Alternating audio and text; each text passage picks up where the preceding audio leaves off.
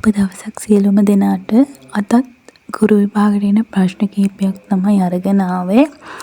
අපි බලමු ඒ ප්‍රශ්න මොනවද කියලා. මේ ප්‍රශ්නය දැනට ලංකාවේ ක්‍රියාත්මක ඉහළම ජාතික වෘත්තීය කුසලතා මට්ටම වනුයේ NVQ 7. දෙවැනි ප්‍රශ්නය ජාතික ළමා සේවා ඇමතිය හැකි දුරකථන අංකය වනුයේ 1929. තුන්වෙනි ප්‍රශ්නය ශ්‍රී ලංකා ගුරු සේවය පිහිටුවන අවධියේ අධ්‍යාපන අමාත්‍යවරයා කවුද? රිචඩ් පතිරණ මැතිතුමා. හතරවෙනි ප්‍රශ්නය වර්තමානයේ ලංකාවේ වැඩිම අධ්‍යාපන කලාප සංඛ්‍යාව සහිත පළාත කුමක්ද? නැගෙනහිර පළාත කලාප 17ක් තියෙන. පස්වෙනි ප්‍රශ්නය දකුණු ආසියාවේ ඉහළම සාමාන්‍ය සාක්ෂරතා සහිත රට කුමක්ද? මාලදිවයින තමයි ඉහළම සාක්ෂරතාවය තියෙන රට.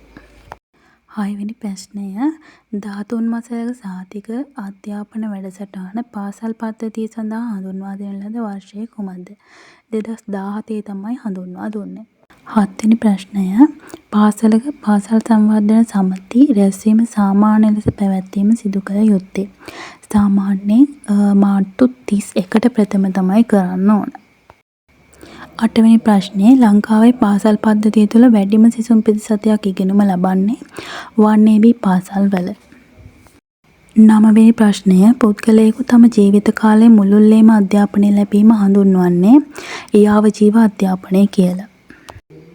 10 වෙනි ප්‍රශ්නය වසරක සහතික කළ අධ්‍යාපන වැඩසටහන සඳහා ආරම්භයේදී ආධාර ලබා දුන් රට කුමක්ද? ෆින්ලන්තය තමයි මුලින්ම ආධාර දුන්න රට. එහෙනම් අපි මේ වගේ ප්‍රශ්න කිහිපයකින් තවත් දවසක හමු වෙමු.